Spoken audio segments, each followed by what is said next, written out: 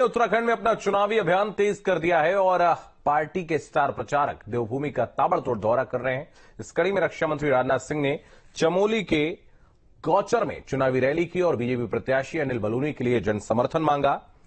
इस दौरान राजनाथ सिंह की रैली में लोगों की भीड़ उमड़ी। रक्षा मंत्री ने कांग्रेस के कार्यकाल का जिक्र करते हुए करप्शन का आरोप भी लगाया। वहीं बीजेपी प्रत्याशी अनिल बलूनी भी कांग्रेस और राहुल गांधी पर जमकर बरसे।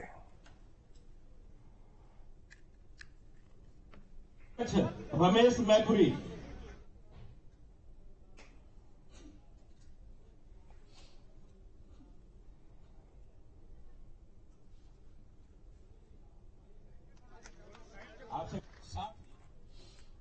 कह सकता हूं कि आज तक 1 लाख करोड़ के आसपास वन रैंक वन पेंशन के आधार पर हम लोगों ने दिया है, लेकिन सैनिकों के लिए लाख करोड़ का कोई महत्व नहीं है, धन का महत्व नहीं है। जिंदगी से बड़ी अनमोल चीज मैं समझता हूं कि मानव जीवन में और कुछ नहीं हो सकता। धन दौलत का कोई महत्व नहीं है, लेकिन लोगों ने भी सरकार चलाई है। लंबे समय तक इस हिंदुस्तान में कांग्रेस ने सरकार चलाई है।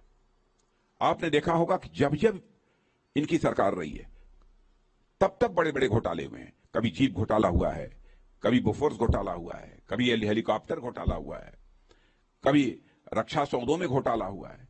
बराबर घोटाले हुए हैं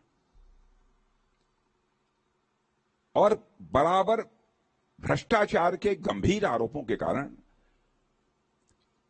इनकी जो सरकारें रही हैं उनकी दुर्गति भी हुई है, उनकी छवि भी खराब हुई है। और एक बार तो ऐसा भी हुआ कि इनके मंत्री को जेल की हवा भी भ्रष्टाचार के आरोपों के कारण जो है खानी पड़ी थी।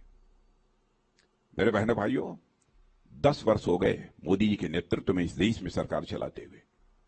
भारत ही नहीं, दुनिया का कोई व्यक्ति उंगली उठाकर नहीं कह सकता है कि मोदी जी की सरकार के किसी भी मंत्री के ऊपर 10 वर्षों के अंदर एक भी कोई भ्रष्टाचार का आरोप लगा हो।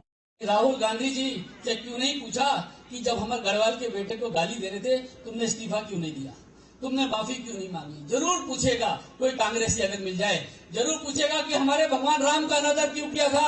हम गए, आने राजनाथ सिंह जी और सब लोगों ने बोला कि राम मंदिर बन रहा है, हम लोग सब लोग जाएंगे, और हमने निमंत्रण दिया राहुल गांधी जी को, सोनिया गांधी जी को।